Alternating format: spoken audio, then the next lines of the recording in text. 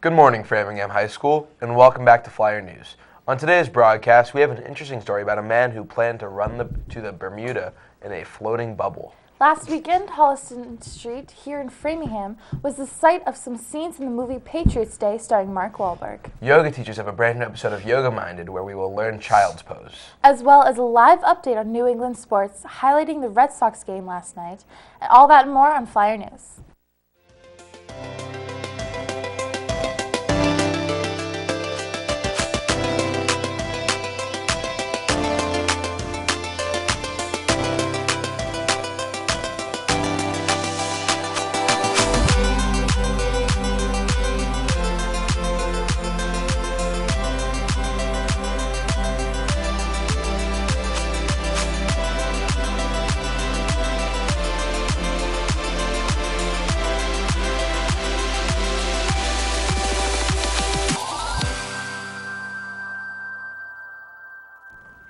Second day back from break, we have an amazing Flyer News show for you all. I'm Emily Tote. And I'm Ben Wider. Today is Tuesday at day 6 with periods running D-A-B-E-G. Running a marathon can be a lot of work, but for one man, it just wasn't enough. This guy tried traveling in a bubble across the ocean. Flyer News has more in the story now. An ultramarathoner recently attempted to run from Florida to What? Bermuda in an inflatable bubble, but was cut short for the second time by the Coast Guard when they towed him back to land. According to his website, Rizza Bellucci had intended to be at sea for 5 months, raising money for children in need and to inspire those that have lost hope for a better future. Earlier this month, the Coast Guard had ordered Bellucci not to depart because his vessels and the conditions under which he was attempting to complete his voyage to Bermuda was unsafe. Bellucci wrote on his website on Wednesday that he had secured a support boat to lead him to international waters and that he intended to depart from Pompano Beach, Florida on Friday. It is unclear when he departed. By Sunday, the Coast Guard had stopped his hydropod and tweeted that Bellucci's voyage had ended after he violated a USCG order not to embark. In 2014, the Coast Guard rescued him after receiving a report about a disoriented man in a bubble off the coast of Miami who was asking for directions to Bermuda. Bellucci initially refused to quit his journey, but asked for help 3 days later. An airplane and helicopter, along with the vessel Maersk Montana, were sent to rescue him about 70 nautical miles east of St. Augustine. Bellucci's 2014 rescue cost $144,000. The Coast Guard was quick to note that the taxpayers bear the expense of his rescues. On his website, Bellucci had noted that the temperature inside the hydropod bubble can get to 120 degrees. Being inside the hydropod is not going to be a walk in the park. It will be very hot and humid. One can easily dehydrate quick and lose breath, he wrote. His strategy was to catch fish, eat protein bars, and sleep on a hammock inside the pod. Bellucci had planned to travel 1,033 miles from Pompano Beach to Bermuda, then to Puerto Rico, Haiti, and Cuba before heading back to Florida. Flyer News will keep you updated on any future attempts by the Bermuda Bubble Man, but for now this has been Elena Jacob reporting for Flyer News. Let's send it back up to the desk. Friday, April 15th and Saturday, April 16th, a team of 6 FHS students competed in the preliminary round of the Poetry Slam competition, Louder Than a Bomb. The competition is between teams from all over Massachusetts, with the youngest being 12 and the oldest 19. The first round was held at UMass Boston, where 36 teams competed and only 16 teams moved on, Framingham being one of them. Louder Than a Bomb held a workshop before the first round at the Institute of Contemporary Art. The workshop, called Crossing the Street, brought the poets together to create an environment with an emphasis on learning from each other and to embody the theme of the slam, which is the points are not the point is the poetry. Seniors Tim Bloomingdale, Thuy Huang, Maddie Fogarty, and Mikey McDonald, along with juniors Sophie Borowski and Alex Lombruno, will be competing in the semifinals this Thursday at 5:30 at MassArt. Be sure to congratulate them. Last weekend, Mark Wahlberg was found filming his new movie here in Framingham. Many people were able to watch the scenes being shot and even got to meet Wahlberg himself. Ben, did you get to go see him? I wish. I love that guy. But our very own reporters, Alex and Maggie, were there and have the full scoop for us. Over vacation on April 19th through the 22nd, filming for Patriots Day took place in Framingham. Directed by Peter Berg, this film is based on the events of the Boston Marathon bombings. Berg promised to respect the sentiments of the people affected by the tragedy. Originally, filming was scheduled to be in Watertown, however, residents objected. The scene shot in Framingham on Harrison Street was Dzhokhar Tsarnaev's capture. Mark Wahlberg was present on the set as he is playing fictional character Sergeant Tommy Saunders. Wahlberg is also a producer for the film and is working hard to be respectful of the victims and survivors, as well as honor the bravery of the policemen and first responders. The movie is set to release in Boston, New York, and LA on December 21st, 2016, before the nationwide release, which is January 13th, 2017. This has been Robin Kerr reporting for Flyer News. In Ohio was discovered to have 200 marijuana plants in an indoor grow operation. They were shot and killed execution style. The size of the operation signifies that it was for grown purpose. They were grown to be sold, but not for personal use. Each plant produces about 1 pound of marijuana that has a value of $2,000. There was a threat given to the family before the killing. Mike DeWine, the Ohio Attorney General, said, "I'm aware of the Facebook threat. Every piece of information is valuable, and our investigators are certainly taking that into consideration." The surviving members of the family were warned to be armed and cautious, for there is still a killer or killers at large. Some were killed in their sleep, including a mother of a 5-day-old baby and 6-month-old baby, both of whom were not hurt. It is still too early to determine if the murder and the plant operation is connected. If you haven't taken yoga here at FHS, now's your chance to learn from our very own teachers. They have a segment teaching different poses to help reduce stress as well as stay in shape. It's great to learn little poses that are easy to do by yourselves without needing to take the class. Oh, I know, Emily. I never took yoga, so this is the perfect opportunity for me to learn a little. Let's see what poses we'll learn this week.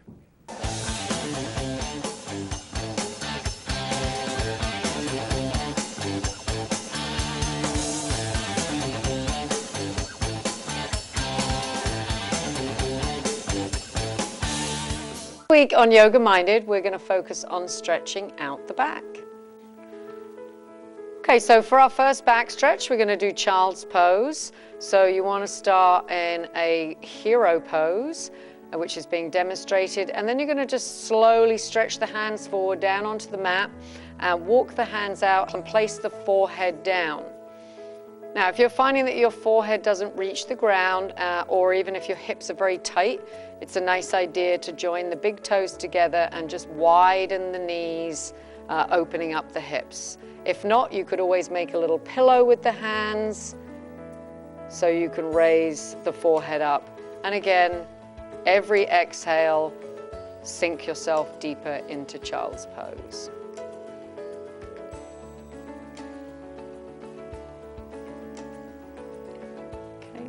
Our second back pose is seated spinal twist. So we're going to come into what we call easy pose. And we're going to inhale the arms up high, and then we're going to drop opposite hand onto opposite knee, placing our rear hand close to our sit bone. We're going to exhale on the twist and look to the back of the room. And as you continue to breathe here on your exhales, you might want to actually go a little bit deeper into your twist each time. And again, you can repeat that onto the other side. This posture will stretch the spine out from top to bottom. I hope your back feels better. See you next week. No one knows more about New England sports than our very own Evan Marinofsky. I focus more about FHS sports, so I don't always know other sports in New England. Getting into warmer weather, sports do tend to change in season. Here in the studio today, we have Evan with a live update for you. Framingham High School. Last night, the Red Sox played their first interleague game of the season, and it's a home-and-home series with the Atlanta Braves. 2 games there, 2 games here. Last night was the first of those there between the Braves and the Red Sox. The game started off pretty well for them. Josh Rutledge made a great diving play to rob a great play over there at third base. Top of the 4th, Julio Teheran struck out Brock Holt and Pierzynski. Porcello had 6 strikeouts last night. Went for 6 1/3 of an inning. He was dealing. He went 6 1/3. Had a great game. And oh yeah, he also had a hit. Top 7, Jackie Bradley Jr. also goes yard for the Red Sox. And oh, there's my B-roll. Josh Rutledge makes a great play over there at third. Now you see what I was talking about. Rutledge makes a great play there to throw out Castro. And then great thrown out there at third base. Shot taken out right there. Bad hit and run there by Holt.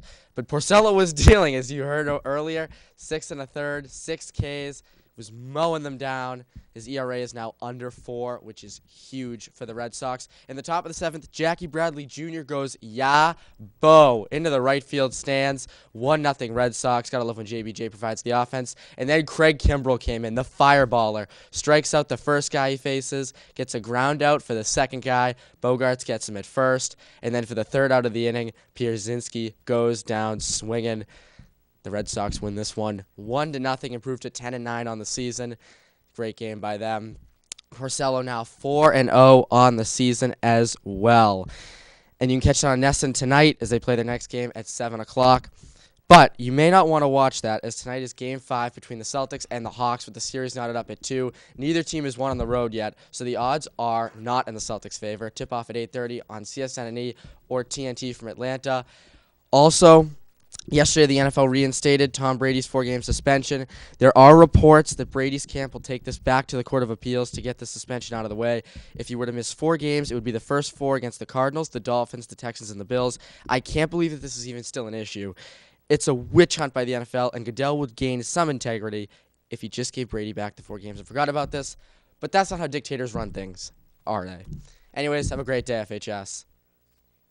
As today's show comes to an end, we have the Pledge of Allegiance. Today we have Abby here in studio to lead us.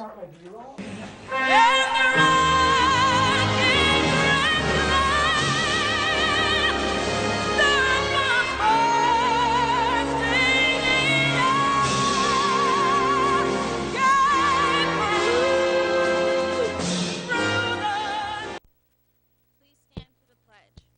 I pledge allegiance to the flag of the United States of America, the republic for which it stands, one nation, under God, indivisible, with liberty and justice for all.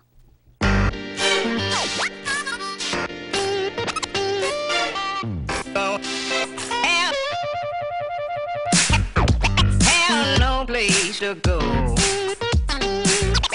Have no place to go. Darling, have no place to go. Have no place to go. Good morning, FHS. Today is Tuesday, April 26th, a day 6 with periods running DABEG.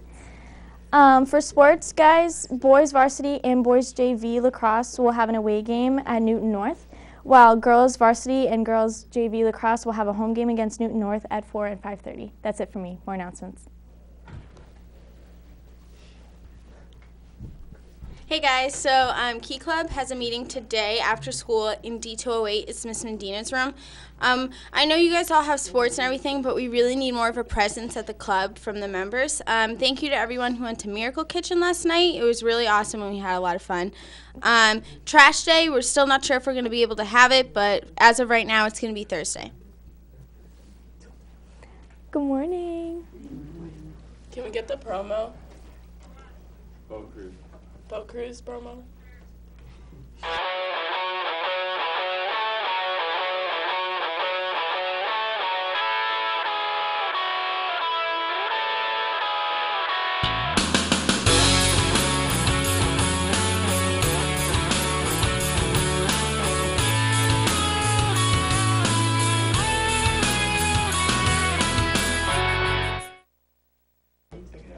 Boat Cruise is June 1st, guys. Buy your tickets. The tickets are officially off sale after this Friday, so it's really important that you get them now. They're $40. It's really important that you get them now because they'll help pay for our prom tickets, and we want those to be really cheap, right? Yes. So, Yes. So get your tickets now. Like Jill said, their Boat Cruise is June 1st. They go off sale this Friday. Thanks. Yes. Buy your tickets. Good morning. So juniors, don't forget that it's $75 for the cotillion tickets now, and you can go to C108 before school or B205 after school, and you can also go to C108 after school, but you can only go to C108 in the morning, not B205. I hope that didn't confuse you. Confused me. Anyways, steering is tomorrow. We're going to talk about cotillion, but also start planning for our end of the year barbecue, so we want to hear what you guys want to do for that. Thanks. Morning. So the sophomores are selling dance tickets and raffle tickets through the end of this week. And could we see the promo for the dance?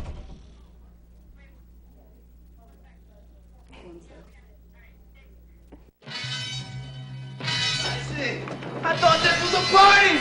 Let's dance!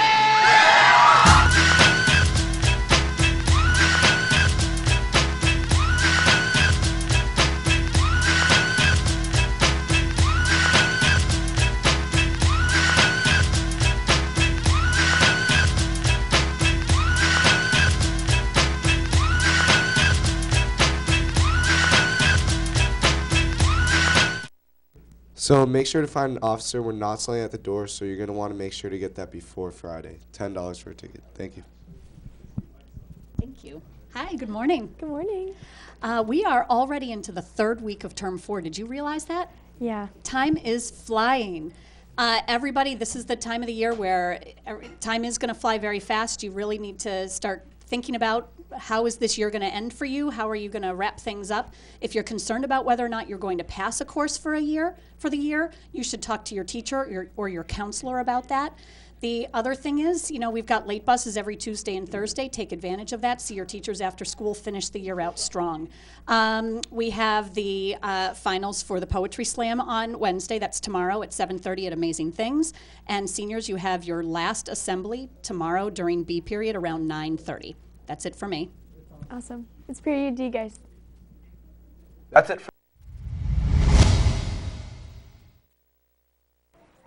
for us today. Check us out on YouTube or tune in later to catch our broadcast again. Flyer News airs at 5 and 8 o'clock on channels 8 Comcast, 13 SCN, and 41 Verizon Files. I'm Emily Tote. And I'm Ben Wyatt. Take it easy, Framingham.